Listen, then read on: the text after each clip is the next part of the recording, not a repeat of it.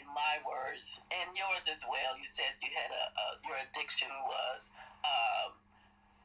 you had porn, manipulation, and it was easy to get those women once you played the game. You were so young, said you were 12 years old, and your addiction to porn started very early in your life. And you mentioned that you became like a chameleon to whatever they need. Do tell us about that because you are very transparent in your book. Yeah. Oh, no doubt. I actually, the first time I had sex was 12. And part of that was because I had found pornography, but also, which was not mentioned in the book, was that I was molested when I was 7 or 8 years old, which created the hypersexuality that I later became at 12. And then I searched out more once I found porn and figured out that there was a whole nother sexual world out there. And the thing that happens to many young folks, male and female, is that once you find the thing that can feed a new sensation in your body, now you have to find willing participants. And when you live in the urban environments that I lived in South Jamaica, Queens, New York, finding fast little girls that were out here doing things they wasn't supposed to do was actually easy. I just had to figure out a way to coerce them into allowing me to do what I wanted to do. And that was the case for a good 2, 3, 4 years or whatever it was. And then at 15 or 16 years old, when I met a older woman who I should have never been with, I think she was 40 and I was 15 or 16, and her and I got together, what she did was created a worse situation for me because it put me more into a mode of a monster. Because now, when a grown woman shows you how to please a grown woman, what she's not realizing that the abuse is not of the physical nature, it's of the emotional nature. Because now I can go back into the environments that I was in, and girls my age were left powerless. What was a young lady going to do at 14, 13, 14, 15 years old when I have the skills to please a grown woman?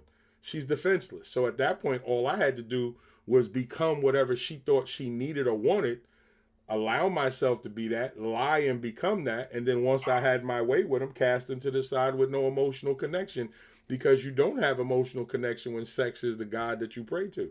And that's what it was. And so at that point, I just became more of that because it became easier the more that I stayed connected to women. Plus, I grew up in a house full of women, so I got to listen to their stories. I incorporated those stories into what I went out and became. And you learn how to become the demon that you actually are. Wow. You also mentioned that you yourself, you're emotional, it's like you lost your soul. And you said for the women and men, they become predators, and the women would be the victim, and then the other would be the villain. I like how you described that. And you said a lot of that, you said, touched on a little bit of that. A lot of that was that in your home, your father wasn't there, and you saw the women that were raising you, your mother and your mother and your grandmother, how men would come and sometimes they were in abusive relationships, so there was no stable manhood for you. Tell us about that. Yeah. When there's no model to to model yourself after, when there's no firm situation to see to the positive, you become what you're exposed to. My mother had my sister had a different father. My mother dated different men. My grandmother wasn't married, and the husband that she had passed away, so she had a boyfriend or whatever. And again, when you see this on a regular, you believe this to be the norm. The other was the streets. When you're out in the streets and men are telling you this is what you should be, and you gain acceptance by becoming that, you absorb all of that as a young man. And having no male role models, so nothing to bounce it off of, nothing to curb it, well, then I only became more of what I saw. And at that point, you get good at what you see. I love this. I don't know if I should call it a quote, but it definitely felt like a quote to me. You said, when male authority is absent from the home, the vital bonding and nurturing um, uh, from like with the boy and the father are also absent. I thought that was very Mm-hmm. powerful there. No, very true. It's a simple thing. I'm a man of faith. And as a man of faith, yes, single women can raise boys. We know this. It happens all the time, and they turn out to be very well in many cases. But there's a reason why things were designed for men and women to be able to play a role in the nurturing of children because it is what both bring to the table. And when there's no male there, that balance is off. So a woman is going to do the best she can to raise a young man to be a quality citizen, to be a quality young man.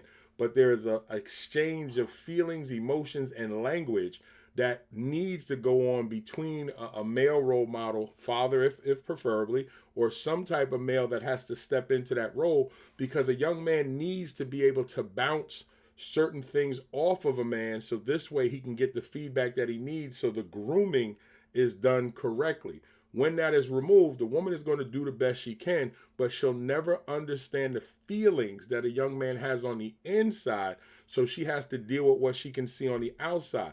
Another male can say, I know what you're feeling because I've experienced it. Now let's have that conversation. So we're able to curb certain things before they become an issue, because you can give the person a working understanding, the young man a working understanding of what it is. And the example I use when I go out to speak to different women in different situations is a woman could walk up the block with her son, see a woman out in the street that's dressed in a very scantily way.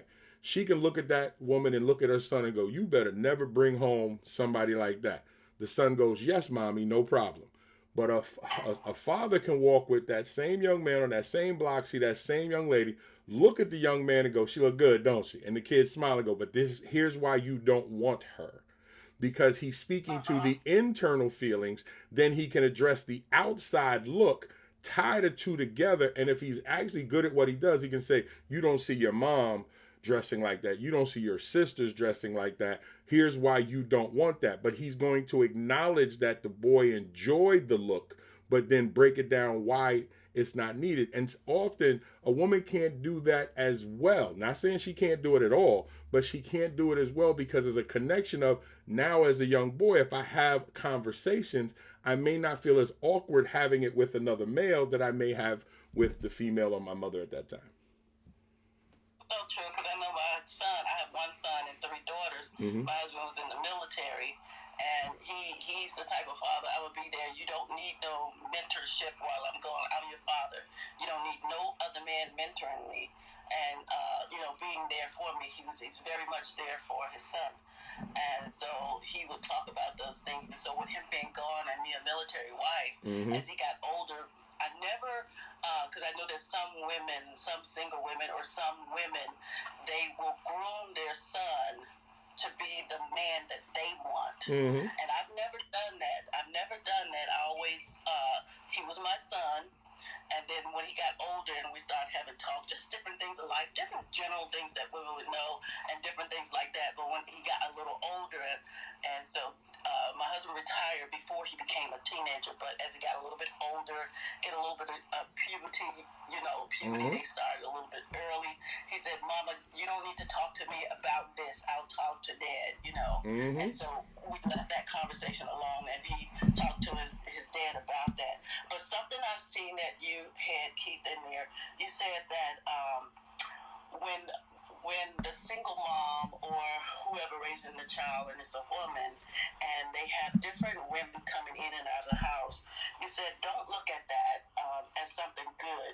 Look at that as something that is an unhealthy behavior, and that should never be a part of their growing up. Tell us about that. Well, what I was referring to at the time is that when you expose your son to so many different women, what you have to really be careful of is that when y'all are having conversations about men, the young person, in this case the young man, could absorb the positive and the negative. And you have to be very careful because you don't think the young man is listening, but often we are. And for me, my aunts would come over and literally just run down men in very different ways. And some of my aunts were promiscuous, and they would have those conversations. And I am absorbing this. And as I absorb this, I then take that information out to the street. Well, I am actually taking a loaded weapon with me out into the street because I don't really know everything that I heard, but I'm listening to it and I'm piecing it together myself. And if I'm writing the narrative, and there again, there's no balance of a male figure in that environment, well, then the streets is where I'm going to. And the worst thing that you want is a male child going to males out in the streets to be able to make sense of things that they may have heard in the house that was discussed by a group of women sitting around talking. Now, sometimes my mother would catch on and see me all in the mix and be like, "Girls, what? Get up out of here, listening to us talk." And I'd go on about my business. I also had cousins who, when they older cousins that were my mother's age, that would come over and walk around naked. And my mother used to say, "Girl, put some clothes on around that boy." And he'd be like, "Oh, he need to see it anyway. He ain't doing nothing." But here, okay, I can't touch you, but now I'm getting to see the anatomy parts that I need. Well, I'm going to go out and touch somebody. So again, when you have when you have the scales tilted too far to one side, and there is no balance, there can be damage done. And as a professional counselor now, and as a former educator of 20 plus years in the New York City school system, I have sat with these young men, and I currently do in my young men's program that I have right now. And I can see the damage that it wasn't just me. I can see some of the damage in some of the young men now who do not have that male figure to be able to balance off all the information. Now, it's the same. And let me just say this to any women that are listening. It is the same if this young man is only sitting up under other men who are speaking negative, as well as if a young lady is sitting up under a bunch of dudes and there's no balance of the woman being able. So in my particular case, I was speaking about it from the young men's perspective, but it is in whichever child is sitting there of the opposite sex and just getting way too much than they should, that can be considered dangerous, and that's why I wrote that in the book. Oh, wow, so many powerful things in there. And here's some more things that I saw in there when you said that the young men they're out there and they get the wrong perception of women, and then they're angry and they see a lot of no father figure. Let's just say stem from that. You said they view women as collateral property for their manhood, like they get points and stuff, and then the women are like trophies and put on display as a win. I was like, whoa. Well, that's not anything new. We've heard the term trophy wife. Where do you think it comes from? Also, any woman that's been around any group of men has heard men sit and have stupid conversations about who they've knocked down and who they've gotten close to. We have seen men rewarded handsomely by being a studsman or a man that was very good with the ladies in the bedroom. And this is not nothing new. The thing is, we live in a society that celebrates man's ability to conquer other women sexually. And so we also hear now, we notice because the boom of social media over the last 10, 15, and actually 20 years, we've actually seen women say, well, if a man can do it, I can do it. And also we have women saying the power between my legs is what it is, and I'm going to do whatever. And so we've actually say, well, if you want this, fly me out. If you want this, buy me a bag. And we've seen that balance kind of take its way where the women are like, well, men have been doing it for years. Why can't we? My logic has been for some time since changing my own life. Well, if it was wrong for men, it can't be right for women. And we need to try to figure out a way to change it, not balance it off where it's like, okay, well, y'all going to do as nasty as we did. And now we got a bunch of people trying to do this. It doesn't help anyone. Because again, I am a person that has been in the classroom, has been an administrator working with young men and women, and have seen the dangers of that lifestyle. And no one right now can argue that you do not see the dangers when we start to put an emphasis on our sexual organs more so than actual emotional connections other than sex. And that becomes a problem. And that's where we are right now, often with many of our situations in our society. I agree. Again, like I said, I have 3 daughters first and 1 son. So my son, when he was 18, he still hadn't, whether what he did or if he did all the way with sex or whatever. So I say, hey, you're 18. I would tell him the same thing I tell my girls, to save yourself. And he told me, save myself for what? And it was just like I was hitting the brick wall. I really couldn't talk about the why to save him. I'm like, hubby, where you at? We were just kind of driving. And then I always tell him, if a girl is just needs you so bad and go after you, that's thirsty, you can't really do that. I would be afraid if a girl come to me and want me so bad and I not approach her, and I'm old-fashioned. So I looked at that. But one of the things I want to talk about, too, is when you said that with the trophy thing and with the points and stuff like that, the more virtuous their virginity was, just like another score. And when our virginity for us depends on, and I like the fact that you said this too, depending on the person when she's a virgin, be gentle, and from the start. But then you got them, the kind to be rough and stuff like that. But that is a very powerful thing for the women, and you talked about that.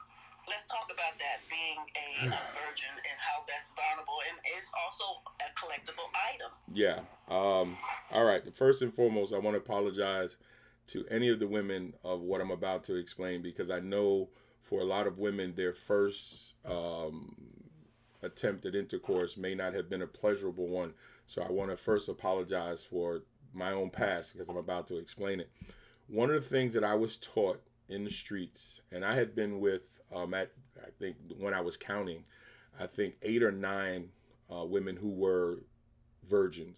And one of the things that I was taught by a lot of the older men in the communities that I was in, they would say, bro, if you can get with a young lady that's a virgin, you want to, if the best you can, make her bleed. And you want to be able to take it the best you can, because you want her to remember you, and you will always be her first. You will always have a connection with her. So try to be comfortable and easy with her at first, and then once you have her where you want her, then you want to apply a lot more pressure in the sexual manner, because the goal was to try to make it a little rough, make it a little difficult for her, but at the same time trying to basically steal her soul through her sexual parts. And this is what is actually taught in the streets. And then the thing is, and again, this is how misconstrued a lot of men in the streets are, and they're just stupid. Now that I'm old enough to be able to have these conversations, and actually being a health teacher for more than 13 years, is that we take the breaking of the hymen as some type of badge of, okay, I got this. No, the hymen is going to break and bleed regardless, because that is the membrane that covers the vagina.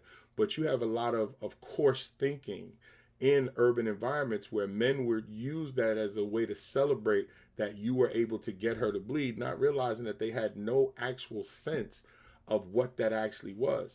And so again, being an impressionable young man and coming up in that environment, this is something that I celebrated. And I actually seen the emotional connection that comes from women who this is now their first time having sex. And now this goes back to when I said being with a 40-year-old woman at 14 years old. So now imagine somebody 18, and I've had 6 solid years of practice at this, and you are a 16 or 17-year-old virgin, or a 19-year-old virgin, and one of my girlfriends was a 21-year-old virgin. So you saved yourself all this time to be with somebody you really shouldn't have been with, because I was able to get past your defenses because I was nice, or I could speak well, or I could be the gentleman that you wanted me to be, or you were taught to look for, but I was actually the worst person that you should have been around, because what I'm able to do sexually created a situation that now once we're in that environment, you don't have a history.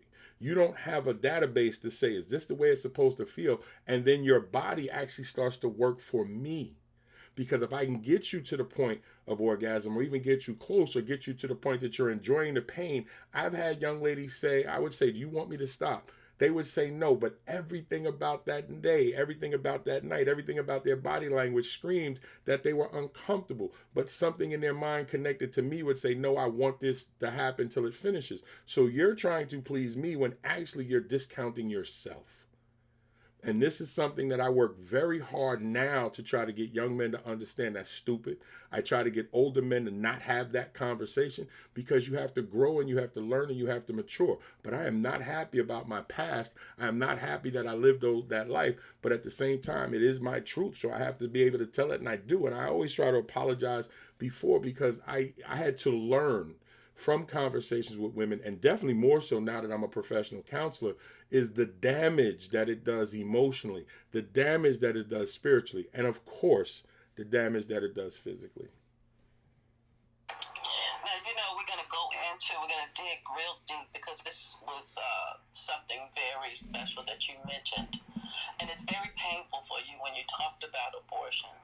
I never heard it quite from a male tell the truth as much as you did. But I always see that, in church settings or something, you will see women that are at the shelter and they're crying. And it could be crying because of some type of pain, but some of them could be crying because when you mention the word abortion, it haunted their soul, it haunted their minds. Could you tell us about that part? I thought it was very vital to talk about. Okay.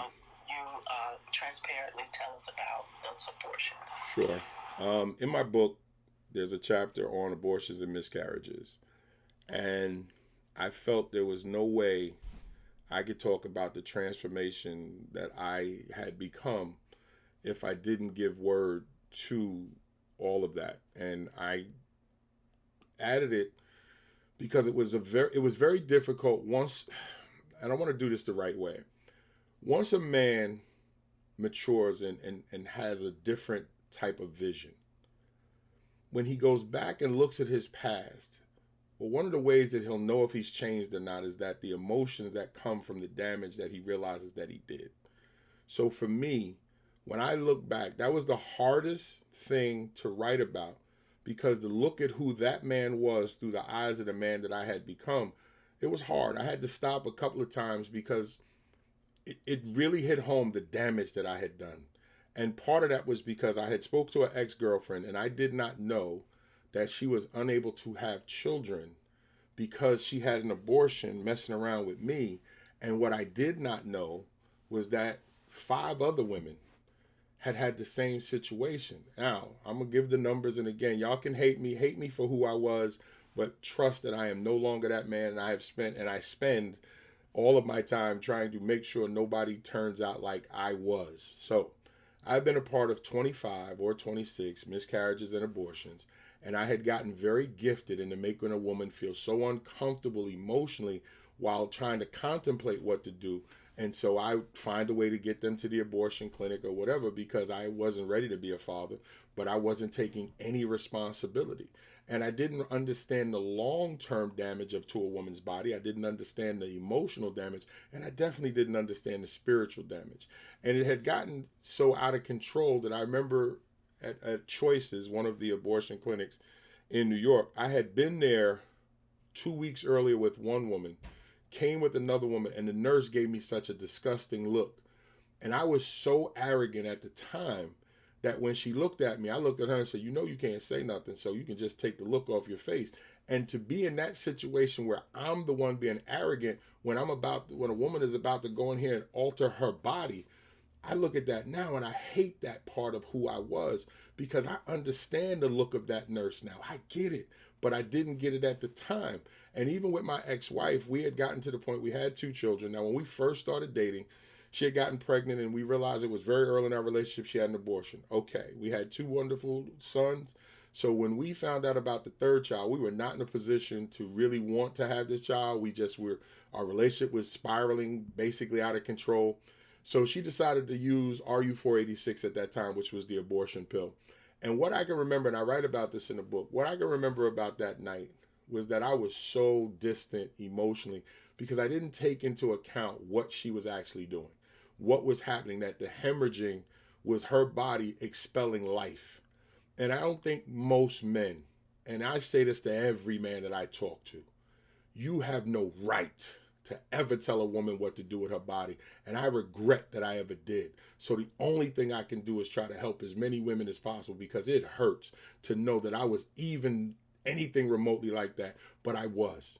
And the thing is, a man has no clue what he's asking when he even utters those words, and he has no clue what a woman is dealing with when she's going through that. And you just do not know what you've done to a woman spiritually. And this is why when you mentioned about when people bring up abortions in church and stuff like that, often some of these same people who are victimizing women are not women who have went that route. Because if you look at any woman when she starts to have a conversation about abortion, there is no joy.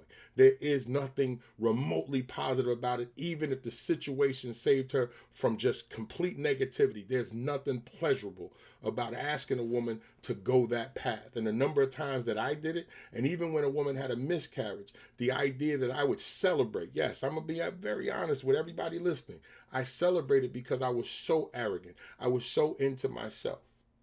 And when I say to you, I live with all of that, I do, because I can't change the past. But what I did was I changed me. And I make sure that I make it an everyday thing to try to help as many people as I can, simply because I don't ever think I can erase the ledger. But my goal is to try to balance it out by helping as many people as possible. So thank you for asking me that. Okay, so the time was up there, and I'm going to bring you back up. If anyone have any questions or anything, just come on up. Thank you for the pound.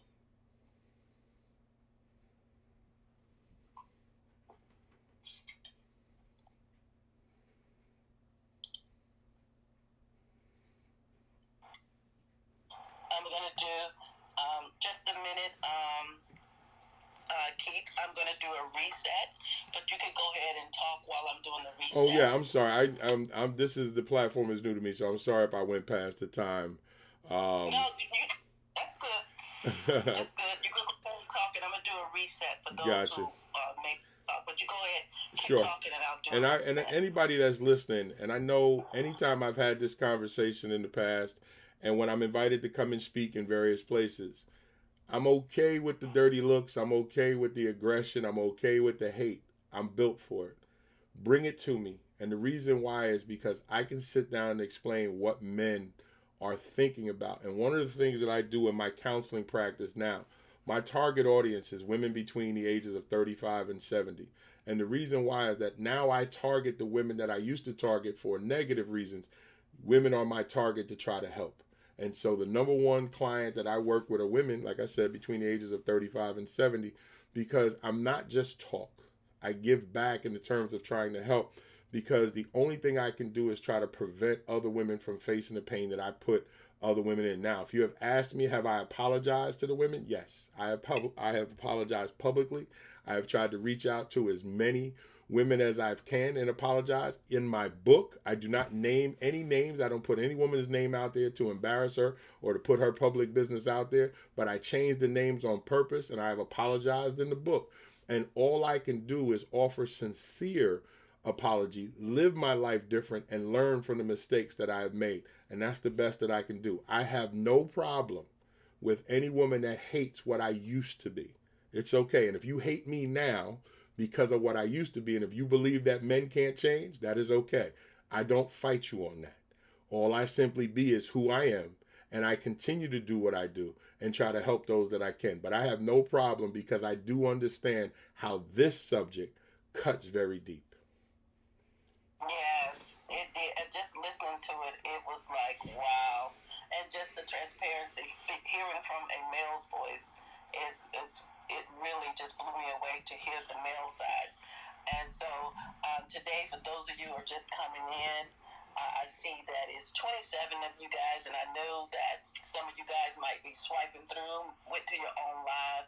But if you're here, just give us a pound. Go ahead and give us a pound. Let us know you're in the room. If not, we're going to continue to talk. And also, this is our Father Day segment. It kicks off with Keith Belvin.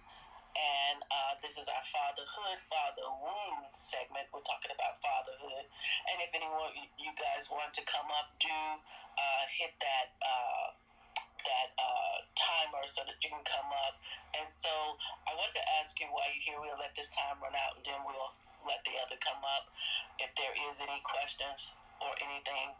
But I know you said that you had your biological father wasn't there, and the man you knew abandoned you. Two men abandoned you.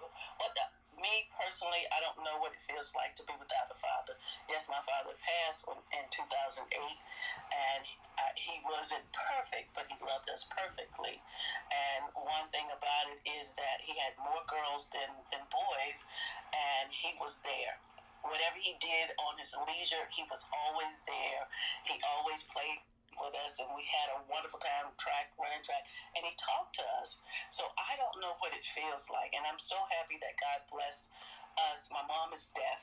I found out 2 years ago that I thought she was born deaf, but when she was a toddler, something happened, and then that caused her to be a childhood measles, whatever it was that caused you to lose your hearing, and I don't know what caused the speech, but she had 11 children, and my daddy would have left. God knows I wouldn't know what to do with a mom that's deaf and no father around.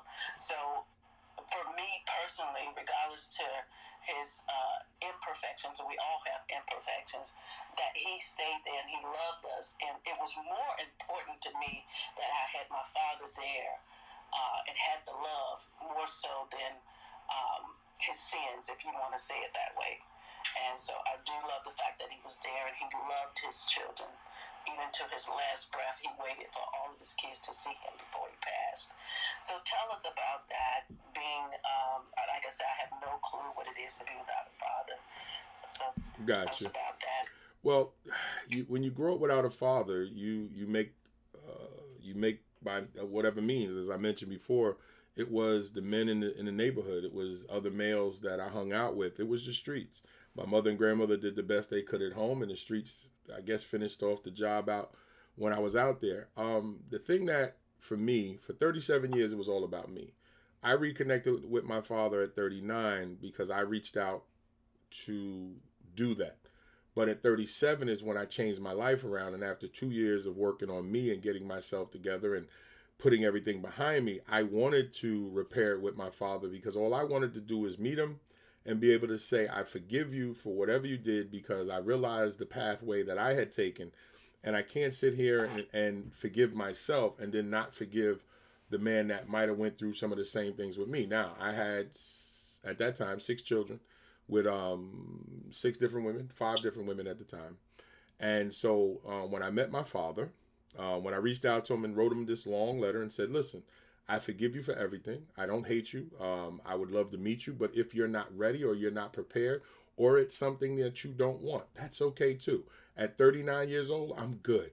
And he said he read the letter over and over again. And then he decided, you know what, I'm going to reach out because he said he had trepidation because he wasn't sure if my mother had said a lot of negative things that just made it bad. So he wasn't sure if he was prepared to actually have a conversation with a almost 40-year-old young man. So when him and I finally met, my goal was to just sit and listen, give the man an opportunity to explain to me what his lifestyle and situation was, because then maybe there was something I could learn about myself. Now I'm going to show you how, as a man of God, things fall into place. So here it is.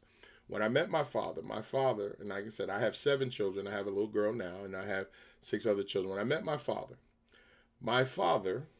and I both have spouses. My father is 9 years older than his spouse. I am 9 years older than my wife. My father got married in August. I got married in August. My father loves full-figured women. I love full-figured women. My father had 6 children. I had 6 children. My father vacationed in Jamaica. I vacationed in Jamaica. My father did not have a relationship with his father, and I did not have a relationship with him.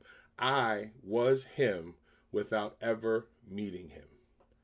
And so Wow. the thing that I cannot crap on is that it was me, the son, that had to help the father to repair it. But it was actually in the repair that I realized I needed him more at 39 than I did at 19 because I would not have listened at 19. We would have fought at 19. I was a wild animal at 19. But at 39 and a man that had transitioned into something different, I needed to know how he sustained and how he made it into his late 60s, at the late 50s, I think it was at the time, early 60s. But now, 15 years later, and we've been great together. It is, like I said, I needed him more then. And he always apologized every time we talk. I said, Pop, you don't have to. We're good.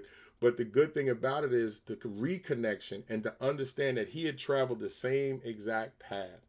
So how can I be mad at him when I became the same individual without ever laying eyes on each other? And I tell that story because I want folks to understand it is not the repair. It is when the repair happens. Whenever the repair happens, it's going to be okay to a degree. Now, he has some of his children who do not speak to him because of the lifestyle that he had. Well, I am in the same boat. My oldest son and my second oldest daughter do not speak to me. And I understand it because I didn't have relationships with their mothers that was of any standing, and they were created from situations that really should not have happened.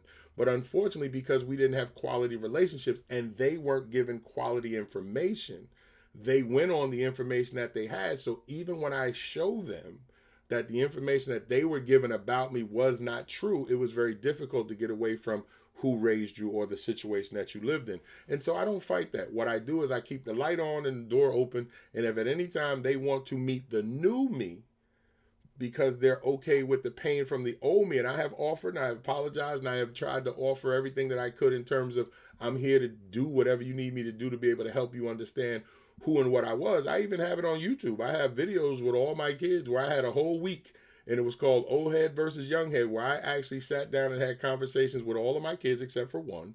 And it was to allow the public to be able to see that I don't hide anything. I'm transparent because if I'm going to live this life, well, then I'm going to let you see exactly my situation. And I say this to anybody. How long does it take a man to learn how to be a quality father if he's never had one? Well, whatever that time is for whoever that young man is, the destruction that is done in that process is not always repairable. So true. And you get a lot of women who see a man, and I'm learning from you men, learning from church as well, that sometimes, like you said, you want a man to be a man, but he's still that little kid yearning for his father to just throw the ball to him, or standing at the door, watching at the window, for him to finally choose him. And so, again, like I said, I don't understand none of that, but I just hear about it. And that's why every year I do a Father's Day reach out to talk to men about fatherhood and have these type of talks. And so what you're saying that a moment ago about reaching out to your father and know that you have similar things together and not be around each other. And even some mothers, single mothers, they'll say, you act just like your father, and they've never been around their father. So I believe that DNA is kind of in there to let you know that you do those exact things of your father. But we as women, I don't know if we don't talk enough and ask them and expecting more of them to be a husband that's one that's still hurting and have these father wounds, and try to say that I'm going to be better than my father, but it doesn't work for you to be better than your father, because you don't try to match that, to be greater. Because another guy that we're going to talk to, Hakeem Stokes, he's interviewed about quite a few men, about 80 men or something like that. And some said that, hey, I'm good. I never seen my father, and I'm good without him. And some of them say, hey, I wish he wasn't in my life at all. And some of them say, I'm good. I got the stable manhood that I seen from TV and my environment. And so I'm looking at, wow. And then you got one that gets beat up by his dad, and it's a lot of different testimonies in his book. But to hear this and to talk about manhood, and you reach out. So what would you say to, I know it'd probably be hard, but I can't think like a man. You're a man, so I could ask you, reaching out to the father, just the step of doing it. What was your process of even thinking to write the letter, and if it falls on deaf ears, the strength of doing that? What does that process look like? Well, the first thing I would tell anyone is make sure you're good with you. Don't look to open that door until you're good with you and have an understanding of why you want to open that door. I had reached a point at 39 that I had come full circle with myself. I was good with myself. My wife and I were in a good place. And I was at a position now where I'm about to get married that I had did the work to clean me up.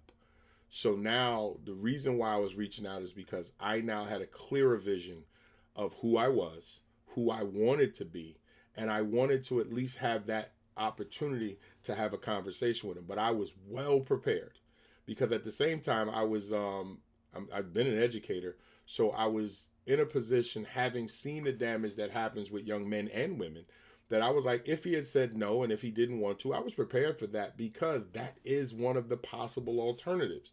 And you have to be okay with understanding that he may not want to interrupt his life to go back and repair anything. A lot of men don't know how. They've never seen it. So I was prepared because I was being groomed, simply because now that I had become a man of God and I had started to make changes in my life, this is the direction that my life was going. So this was a natural progression for me.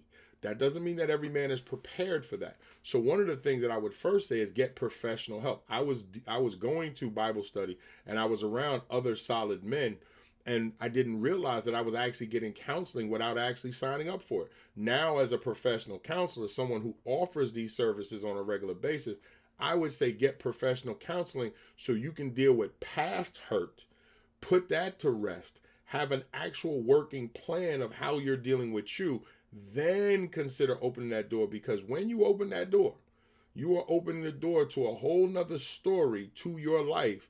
And you need to be geared up for what that is going to be, because you may not have been given all of the proper information from your mother.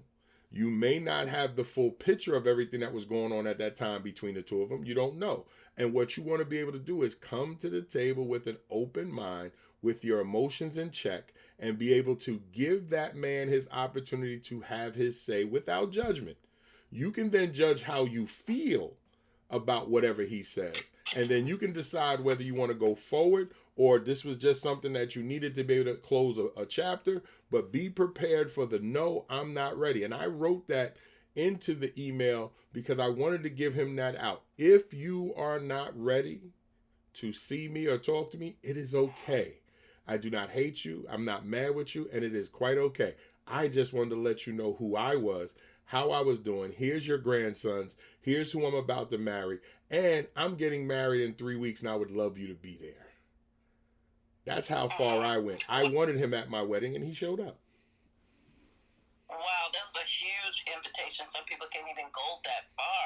Mm-hmm. Wow. So that's one of the keys, like you said, being comfortable with yourself, being ready, and being ready for whatever. If it's a backslap or if it's a moving forward, just man up to that part of it. Yes. Let's talk a little bit about your book. When you became, they call you Big Daddy. And so when you were no longer Big Daddy, and now you're Keith L. Bivens. Belvin. Belvin. I always think Bivens. I'm sorry. It's okay. Belvin. It's okay. Think of Belvin. There you go. And so, what was that like? Well, it was. Not accept. I'm sorry. Go right ahead. I cut you off. I apologize about that. It was, my nickname was Big Daddy, Big Dog. Most people call me Big Dog, and I'm still called Big Dog in a lot of circles. What happens is your street moniker, your street nickname, and all the stuff that's connected to what you were will still be considered by those who are in those arenas. I just simply removed myself from those arenas. I just didn't go to those places. I just didn't do the things that I did before. And the thing that you have to realize is that you become, your mindset changes, but that individual is still in there. And you have to address the fact that he is in there. And if it's the young lady, she is in there. Because the minute you get too comfortable, the minute that you let yourself feel like it's all right, I can go back and do some of the things I did before. No. The thing that you have to realize is that true transformation is when you can go back into certain environments and it doesn't have the same effect on you. But to get to that point, you must remove yourself. Make sure that you're applying the changes that's necessary. Grow stronger in the new you. And one of the things that you'll realize is, one, you won't even want to be called those names, go back into those environments, and you won't find any joy in that. And that helps keep you in a nice, even place. But if you start to allow yourself to take little looks and you start to hang out with some of the older people you used to hang out with, you can slowly backslide into things that used to be comfortable, because there's some things still waiting on you. So for me, my nickname was Fats to some, Big Daddy to others, Big Dog to others. And what I realized is that you can call me whatever you like. I have no problem with that. I'm just not going back into those environments. Even my partner, one of my best friends, when he used to get drunk, would call me 10, 11 o'clock at night. Yo, you need to come. We at the club. And I'm like, bruh, I'm not that dude no more. And then you would hear the emotion. Man, I know you got one more road trip in you. Come on, man. I know we could go hit the streets. And I would say, so what am I supposed to do? Sit and watch you do whatever with the ladies? He was like, nah, just you got to be there. You don't have to do nothing. And he wasn't thinking about what he was saying. You want me to come back into those environments and just sit there, watch you act a fool, and then be okay with that because it makes you feel comfortable that I'm there. And he used to say, come on, Robin is no good without Batman. I need Batman there. And I used to joke with him. Now, Robin became Nightwing and he became his own superhero. You don't need me, bro. You're good. You're good. Batman is retired. Because, and I understood it. But the thing is, and this I say, especially the young guys, your true friends will promote the new you because they'll understand. Now, that same friend figured it out, and him and I are still friends to this day. And one of the things that he'll say on a regular is that I know, he's like, I couldn't even picture you coming back and being in those circles now. So I won him over by not giving into what he's still into. He's still into those things. But what he realizes is that I am who I am. And he's okay with that because he jokes and laughs about it. He said, man, I don't even know what I would do if you showed up talking about let's go hang out. Bro, I'd probably call your wife myself. And that's how I won him over, by staying firm on who I was. But that's the key, is that making sure you distance yourself and heal yourself, as well as to strengthen the new mindset that you have, as well as to enjoy the new circles that you are in. And there's some people that are in my life now that the only way they know about what I used to be is when they read my book. And some tell me today, I still can't, Mr. Keith, believe that you were that. And I go, oh, I was that and a whole lot of other things. That's what I put in the book. There's a whole lot more I could have, but I didn't. And they literally would be shocked, which is great for me because that lets me know that I have done a great job at distancing myself from who I was. I live wholeheartedly for who I am, but I have no problem talking about it, as well as I have no problem with the judgment that comes from it as well. So that's awesome. Okay, talking in your book, you mentioned and also in the urban areas or in the hood, anywhere, it doesn't matter what ethnic background, it just seems that our culture get hit more with the negativity of fatherhood. And you mentioned in your book that the stable look of fatherhood is how many women you impregnated. What is right now you thinking that you could tell the new you can tell the men out there, what is stable manhood? mm-hmm. What is a stable for manhood?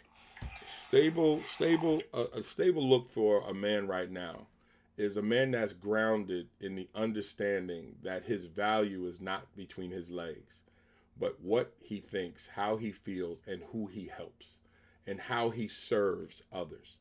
A man of value and a stable man is one that can be trusted to be exactly who he is, who loves and respects not just his woman, but all women, loves and respects other men, and have no problem with holding himself accountable, as well as holding the men around him, and when need be, strangers accountable for what should be positive behavior. He also knows that he must pour into younger men and women in a way to help protect them from their mistakes by sharing his own, as well as being a resource to those around him. So when people want to know, how were you able to get like this, you pour it right into them. So a stable man understands that he is a viable resource to everyone that comes in proximity to him. And from my perspective, a stable man is a man that understands that God created him for more than what he wants, that he is designed to help others, that it is not about him, that it is about the service to others. And when he is that as a man, he has actually started to become what God created him to be. That's what I would say a stable man is. Love it, love it, love it, love it. So, tell the folks where they can reach you at, what platforms they can find you on. And again, we have Keith Belvin here, and we talked about his book, From Gigolo to Jesus. And those that are here or just swiping past, do swipe and share and share his story. So where can they reach you at and give us a takeaway? Sure. You can find me basically on all social media platforms. Most recently, I've been building more of a fan base on TikTok. I am definitely on Facebook. You can find me all over Facebook. I do have an Instagram page and LinkedIn page. Everywhere that I am is Keith K.L. Belvin. My YouTube page has over 400 videos. So I have a ton of videos of me discussing God knows how many subjects dealing with relationships with women and everything else. So I am anywhere, and as all you have to do is do a simple Google search, you will find me. One of the things that I would say, if you're going to purchase my book, don't go to Amazon. I'm going to tell you why. Jeff Bezos is already worth $1 trillion. He actually takes money from independent authors, and we don't make as much as you think we make. Go to my website, bravenpublishing.com, BRAVIN. bravenpublishing.com. Purchase my book from there, and it allows me to make more than I would make if I'm dealing with Amazon. But if you do not trust my website, which you have no reason not to, you can go to Amazon. And I would just simply say I am everywhere if you need to find me, as well as I provide professional and private counseling on many different levels to men, women, but mostly women, and I do work with some children. Now, my takeaway is this. It is very easy to pass judgment on someone like myself in a 30, 40, 50-minute conversation. But I would say this if you've taken this amount of time to listen to me. Judge my transformation. Don't judge my past. Judge the energy and the fight and the tears and the hurt that it took to become this man, to be able to share with you what that man was. Support that. You don't have to support me if you just can't get past what I did. But be able to see me for what I am. And for all my Christians that may be out there, before you judge me, if you read your New Testament, if you have no problem with Paul, who used to be Saul, being a murderer of men, women, and children, but then going on to write 19 of the 26 epistles in the New Testament, then you go ahead and judge away. Who I am now is who God created me to be. I am saddened that my path has the dirt and grime and blood that it has on it.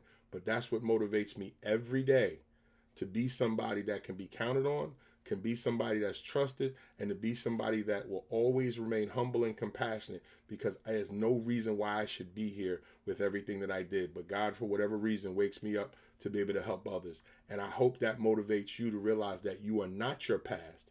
You are only the product of your past, and you can change if you truly want to. And there's people out there like me who are here ready to assist you, man, woman, or whatever, because there are some people who are okay with having a conversation about how to be a new person.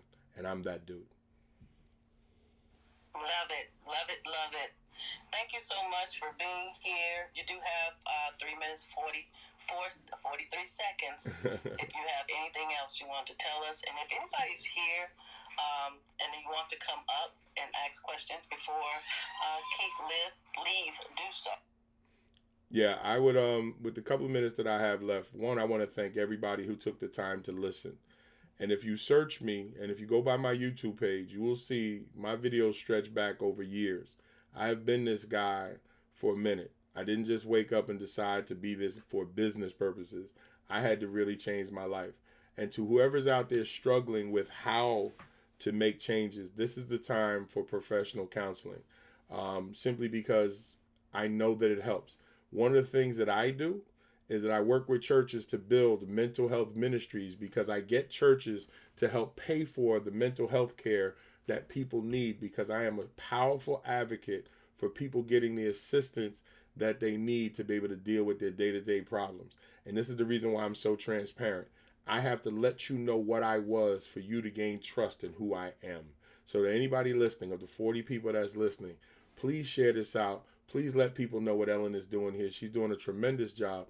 Please make sure that you follow her, and also give her some feedback so she'll know what you need. And this is how we can build up a very positive channel that we happen to connect with each other. And she happened to see one of my live videos, and that's how we wound up connecting. And I'm so happy that I've had the chance to be here. And I know for some of you, you may not want to ask any questions or come up live like this. Well, reach out to me. All my information, you can find me.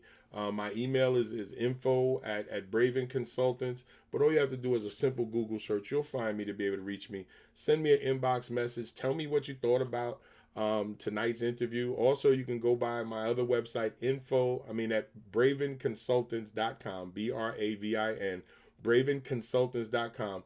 Leave a message on my guest book. Let me know what you think. Even if you didn't like me, you're like, I don't like him, he's so arrogant.